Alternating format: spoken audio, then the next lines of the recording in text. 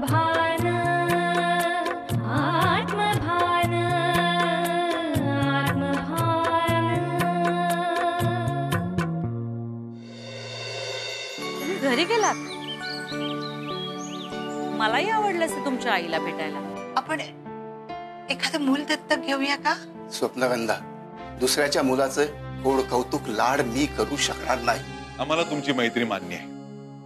म्हणजे तुमचं हे रिलेशन आम्हाला खरं म्हणजे मान्य नाही, पण आम्ही ते मान्य केलेलं आहे. मी तुला नेहमीच्या ठिकाणी घेतो. अहो पण तुम्हीच मला आता मी नाही म्हणत असतानाही घरी बोलवलं ना, आणि मी आता दारात उभी आहे तर तुम्हीच जायला सांगताय. वडिलांच्या पावलावर मी पाऊल टाकूच शकत नाही, तेवढी हिंमतच नाही माझ्या. आणि तर आपल्या समाजासाठी स्वतःच्या आयुष्याची आहुती दिली. खरं काय ते मला तुमच्याकडून ऐकायचंय. स्वप्नगंधा, मला वाटतं आपण या विषयावर पुन्हा कधीतरी बोलू. म्हणजे या विषयावर बोलण्याची योग्य वेळ यायची अजून.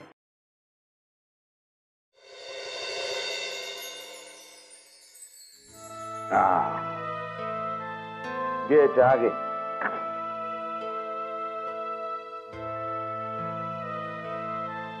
बोला का? तू ज्या व्यक्तीला भेटतोस ना, त्या व्यक्तीला तू जवळचा वाटतोस, तुझा तिला आधार वाटतो. आई, तो माझा जॉब आहे. युअर इन्स्टिट्यूट मध्ये रजिस्टर फी भरून लोक माझा वेळ विकत घेतात. तू तुझ्या कामाकडे जॉब म्हणून पाहिला असतास ना तर फार बरं झालं असतं. पण तू त्या सगळ्यात गुंतत जातोस. इतरांचे आयुष्य सुरळीत करताना तुझा आणि पर्यायाने माझाही विसर पडतो तुला. तू म्हणतेस ते खरं आहे. तू आणि मी याचा वेगळा विचार मी कधी केलाच नाही. चुकलं मला माफ कर. म्हणजे लोकांना माझ्या समोर मी व्यक्त व्हायला शिकवतो, पण मी तुझ्या समोर कधीच मोकळेपणाने काही बोललो नाही. माफ कर मला. नाही नको असं स्वतःला त्रास करून घे. तुला त्रास झाला ना की पर्यायाने मलाही त्रास होतो. आज मला बोलू दे. मी जे काम करतो तेव्हा माझ्याकडे जी एनर्जी येते, ताकद येते, ती कुठून येते माहिती? तुझ्याकडे. तुझी आठवण आली की ताबडतोब धावत येतो की नाही सगळे काम सोडून. तू इथे येतोस खरा, पण तो माझ्यासाठी नाही, तू येतोस तुझ्या विद्यार्थ्यांसाठी. म्हणजे? अरे त्यांचे प्रश्न सोडवायला तुला ताकद हवी असते, एनर्जी हवी असते, म्हणून इथे येतोस तू. अच्छा, याचा अर्थ माझ्या कामाच्या बाबतीत मी स्वार्थी आहे? नाही, तू प्रामाणिक आहे. माझं एवढंच म्हणणं आहे की तू स्वतः बाबतीत थोडा स्वार्थी हो, म्हणजे माझाही फायदा होईल. कारण मी स्वार्थी आहे. खरंच सांगते, मला आता एकटीला जगायचा खरंच कंटाळा आलाय. ते काम कर नाही, तू चल ना माझ्या बरोबर तिकडे. अरे माझ्या तिकडे येण्याने प्रश्न सुटणार आहेत का? तू नेहमीसारखं कामाला लागशील आणि मी आपली परत अडकून पडेल चार भिंतीत नेहमीसारखी. तू माझी विद्यार्थिनी म्हणून ये ना, सगळे प्रश्न असे चुटकीसाठी सोडवतो बघ. आता तेवढंच करायचं बाकी राहिलं. हे आई, तुला माझा संसार बघायचा की नाही? बघायचं ना. आत्मभान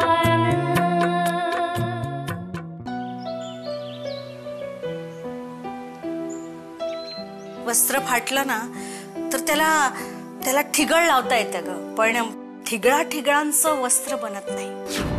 त्याला गोधडीच म्हणतात. किती कठीण बोलताय. अवघड वाटतंय तुला? सॉरी. नेहमी असंच बोलता नाही ग. आपण काय बोलतोय हे समोरच्या माणसाला जर कळत नसेल ना तर असू दे. सध्या एवढंच समज की मी विश्रांतीसाठी कुठेतरी बाहेर जाते. सगळं विसरून, माझं काम, माझं लिखाण, सगळं विसरून मी शोधतेय शांत समाधानी जगण्याचा मार्ग. मग शोध करताय ना, तो करा आणि लिहून काढा. पण आई, तुम्ही डझनभर पेन, डायऱ्या सगळं बरोबर घेतलंय ना?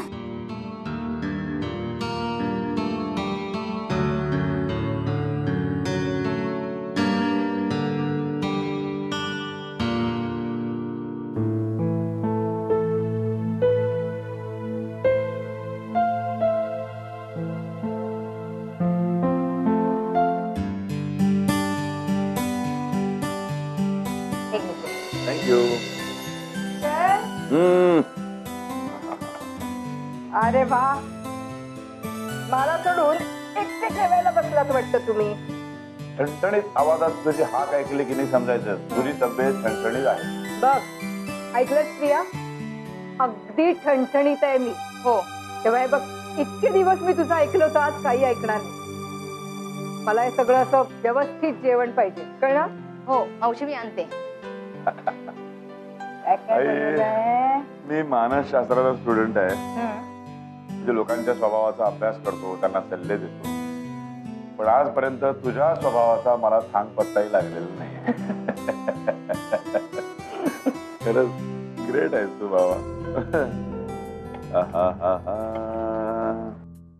प्रिया,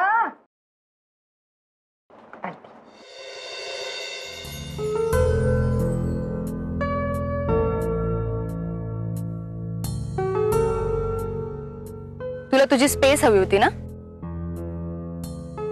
कंटाळा आला होता तुला घराचा, घरातल्यांच्या वागण्याचा. मुक्तता हवी होती तुला या जाचातनं. बाबा आणि इलाची असलेली मैत्री तुला खटकत होती. बाळाचे व्यवहारी विचार तुला मान्य नव्हते. आणि माझं आणि फारुखचं नातं ते तर तू कधीच स्वीकारणार नव्हतीस. करिअर निवडताना अंधानुकरण उपयोगाचं नाही, बरोबर. दुसरा जातो. अहो, बेबी अजून घरी आली नाही. किती उशीर झालाय. तुम्ही जरा तिच्या मित्रमैत्रिणींना फोन लावून विचारा ना. एक मिनिट. बेबी आता लहान नाही राहिलेली. आणि सगळ्यात महत्वाचं म्हणजे आपल्या घरामध्ये व्यक्ती स्वातंत्र्य आहे. तेव्हा ज्याला जसं वागायचं असेल तसं त्यांनी वागावं. सिंपल. पोरगी तरुण आहे आपली, कळत नाहीये का तुम्हाला? अशा विचित्र वयामध्ये असं वेळी अवेळी घरी येणं बरोबर आहे का? काय म्हणतेय मी? तो पेपर जास्त महत्वाचा आहे का हो माझ्या बोलण्यापेक्षा? मला सांगा. बरं काय करू? तिच्या मित्रमैत्रिणींना फोन करू? मग करतो. नंबर द्या. वा, छान. तुमच्याकडे नाही आहेत का नंबर? आहे ना, माझ्याकडे त्या एका फारुख नावाच्या सद्ग्रस्ताचा नंबर आहे. लावा त्याला फोन. बर.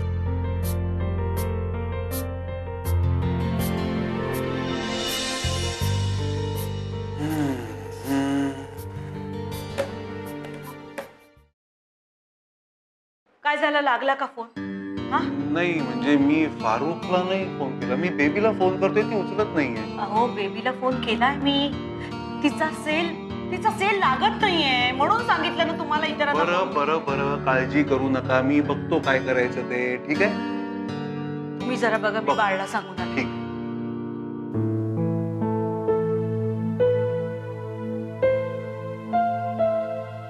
चल इथे. अहो काय चाललंय तुमचं?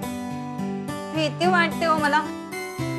हे बघा, मी अडखळून पडले ना तर मी तर पडेनच, पण तुम्हालाही घेऊन पडेन. घाबरू नको. माझे डोळे उघडे आहेत ना, मी नाही पडून देणार तुला. पुरे. अहो आता तरी सांगा ना. नाही म्हणजे हे असं तुमच्या डोळ्यांनी मी किती दूर चालायचं? आयुष्यभर. बस. हा, सांभाळून. हा, ये इथे. हो. हा, डोळे बंद ठेवा.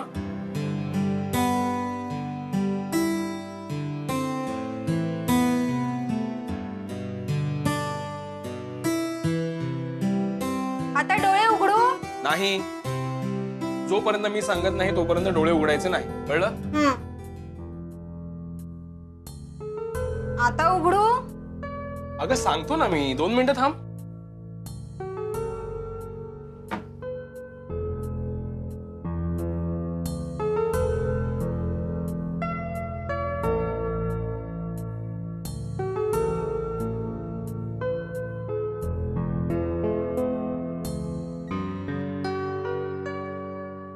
किती उशीर.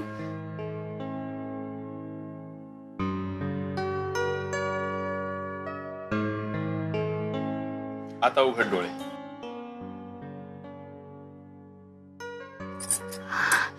अय्या, किती सुंदर आहे.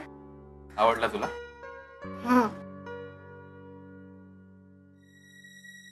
बाळ. अहो आई आल्या वाटतं.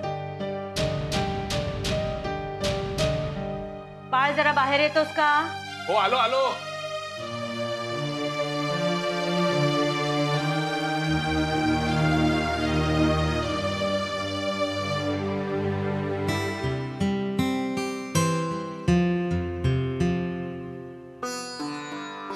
काय झालं आई? अरे बाळ, बेबी अजून घरी आली नाहीये. तू जरा प्लीज जातोस का शोधायला?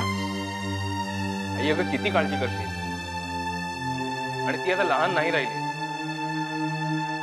जेव्हा तिचं लग्न झालं असतं ना, तर तिच्या मुलांचा मामा असतो मी. एकतर तिला तिच्या लग्नाची काही पडली नाहीये, आणि आपल्या घरच्यांना त्याहून नाही.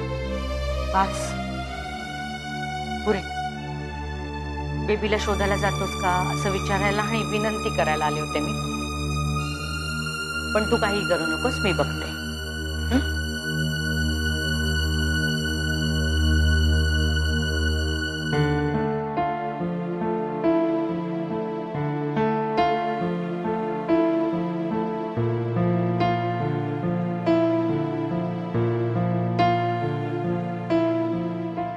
काय हो, काय झालं? काही नाही अगं, बेबी अजून घरी आली नाहीये म्हणून आईने टेन्शन घेतलं, आणि तिला शोधायला ती मला पाठवत. आता बेबी काय लहान राहिली आहे का? येईल ना स्वतःची स्वतः.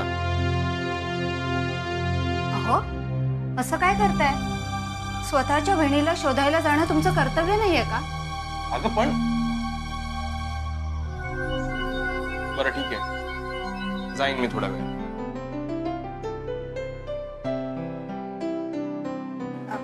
अहो, छान आहे necklace.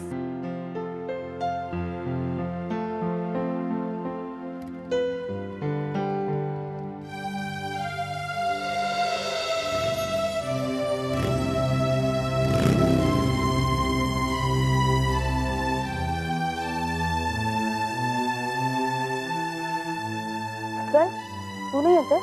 No darling, you go and please come fast. काय नाही, ऑलरेडी पार्टीला लेट झालंय. ते दोस्त लोकनी वाट बघते ना. ओके, येते. पैशांसोबतच प्रसंगावधान महत्वाचं आहे. बरोबर आहे. बेबी एक मिनिट. ऐकलं का? बेबी आली आहे बरं का?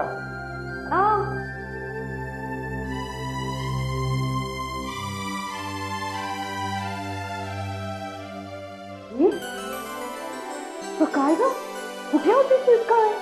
किती वाजले? ती काय घरी यायची वेळ? घरी कोणीतरी काळजी करत असेल, काही आहे की नाही? एवढा उशीर येतात का घरी? आणि उशीर होणार होता तर एक फोन करून सांगायचं नाहीस का आम्हाला? अगं आई, मी लहान आहे का आता? आणि माझी काळजी करायला ना मी समर्थ आहे. जर मला काही व्हायचंच असेल ना तर तू काळजी करून तर टळणार नाहीये. सो प्लीज बेबी जा, फ्रेश होऊन ये. मी कॉफी टाकते तुझ्यासाठी. कॉफी करत असाल तर मीही घेईन थोडीशी. तुमच्या हातची कॉफी प्यायला बरेच दिवस झाले ना. थोडी जास्त नाही, मला कॉफी वगैरे काही नकोय. आणि मी फ्रेश व्हायला सुद्धा आलेलं नाही. मला परत जायचंय बाहेर. एवढ्या रात्री पार्टी ठेवली आहे मित्रांनी, आणि माझा एक फ्रेंड बाहेर वाट सुद्धा बघतो. कोण मित्र? फारुख. हो, फारुख. आणि मी उद्या सकाळीच येईन. सकाळी? आणि हे एवढंच सांगायला आलीस तू घरी? नाही, मी पैसे घ्यायला घरी आले आणि मी जाते. अगं,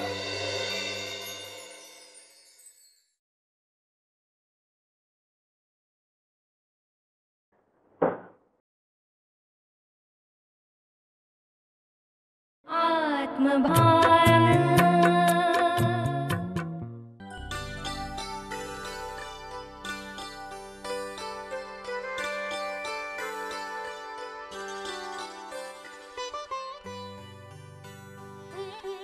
darling, it's too late, you know. I know. मुलीच आहे, काय करू?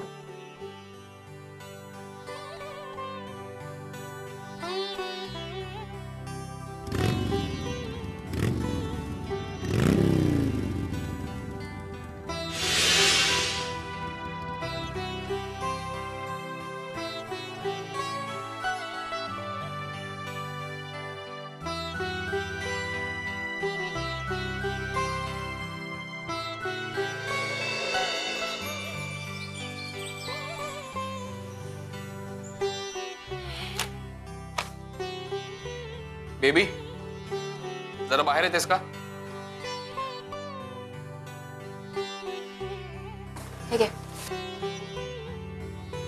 तू जरा बसतेस का? मला तुझ्याशी महत्वाचं बोलायचं. बोल. बेबी आपली आई एक प्रसिद्ध लेखिका आहे आणि आपले बाबा हे असे. बाबा असे म्हणजे तुला नक्की म्हणायचंय तरी काय? हा काय प्रश्न विचारतेस तू? तसं तुला काही माहितीच नाही. ओ तू इलाबद्दल बोलतोयस का? अरे she is just a friend. Just a friend? Baby त्यांच्या वयात कोणा स्त्री सोबत सारखं फिरणं, तिला सारखं भेटणं, तिच्या घरी जाऊन राहणं याला जस्ट अ फ्रेंड असं नाही म्हणत. मान्य आहे. अरे पण टाळी एका हाताने नाही ना वाजत. तिला काय गरज होती बाबांना साथ द्यायची? हे बघ मला वाटतं आपण बाबांशी या विषयावर बोलायला हवं. एका सामान्य स्त्रीमुळे आपल्या आईची सामाजिक प्रतिष्ठा, तिचा मान सन्मान दावणीला लागतोय. ठीक आहे मग आपण आजच बोलूया बाबांशी या विषयावर.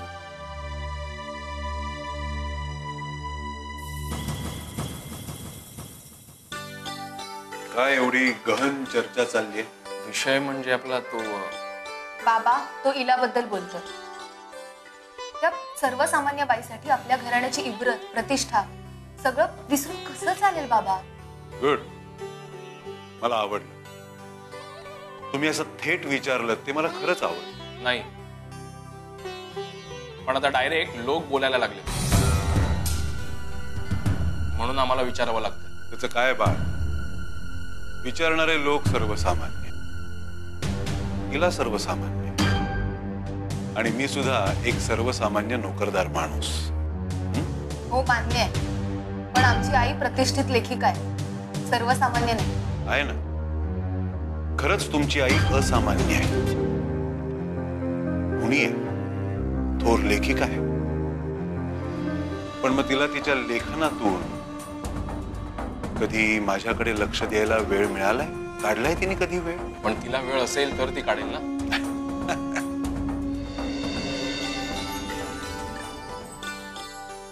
पण मग या सगळ्यात मी काय करायचं? दिवसभर ऑफिस मधून थकून आल्यानंतर बायकोच्या हातचा गरमागरम चहा मिळावा, एक कप.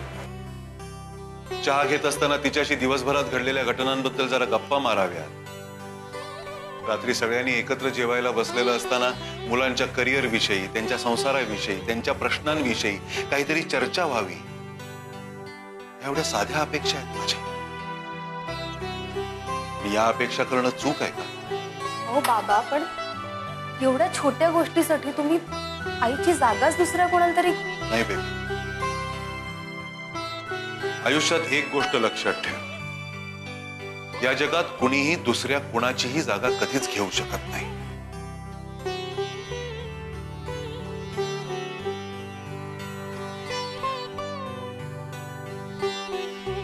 आणि मला सांगा, बाळ त्याच्या नोकरीमध्ये बिझी, तू तुझं शिक्षण, तुझी करिअर, आणि उरलेल्या वेळामध्ये तुझे मित्र मैत्रिणी यांच्यात मशगूल. मग मी काय करायचं? आहे का तुमच्याकडे वेळ? मी सुखात आहे का टेन्शन मध्ये आहे ते विचारायला? पण डॅड, माझं बोलून झालेलं नाही. बेबी, इला ही एक सामान्य स्त्री आहे, बरोबर आहे? तीही नोकरी करते आणि नोकरी झाल्यानंतर जेव्हा ती घरी येते तेव्हा ती घरातल्यांचा विचार करते. त्यांना काय हवं नको, त्यांच्या मानसिक वैचारिक गरजा काय आहेत, अगदी त्यांच्या खाण्यापिण्यापासून त्या सगळ्या ती सांभाळते, त्या जपते, त्यांचा विचार करते, कारण त्या तिला जाणवतात. म्हणून मला इलाची गरज आहे. यापुढे या विषयावर ह्या घरात चर्चा होणार नाही, कळलं?